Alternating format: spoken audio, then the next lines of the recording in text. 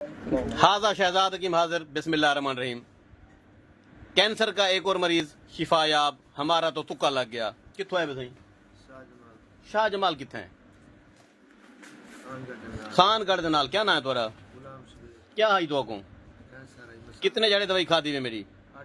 8 दी। क्या थे 8 दी है? कितने अरसे को कैंसर आई देखूं? 2019 को 2020 21 22 23 24 25। ठीक है। हुण जेड़ा दवाई खादी उहदे बाद कैंसर जेड़ा फट गया। कैंसर कित्थे आई? ब्लैडर कैंसर आई?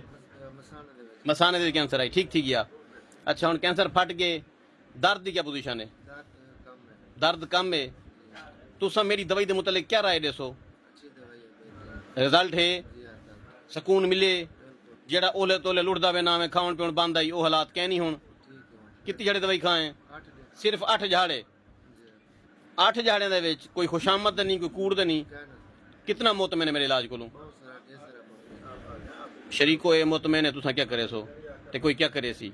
रब जे कोई शिफा देवे ऊँ बहाना बनावना होंदे। मेरा सिर्फ खाली ना है। बारी ताला दी जात मेहरबान है। जिन्हें पहली दफा आया आई ये एमरजेंसी चाहिए। इं धाड़ियां इंदा चीका हैं, इंदा दर्द को हाल बेहाल आई। हूँ अल्लाह से कोई शिफा दी है। 8 दिनों के इतना नॉर्मल है कि खुद अपने पैरों में टुर के आ गए। तो फिट है पिया ते आधे हकीम शहजाद जिंदाबाद। Very good. दिल खुश है। मेहरबानी से।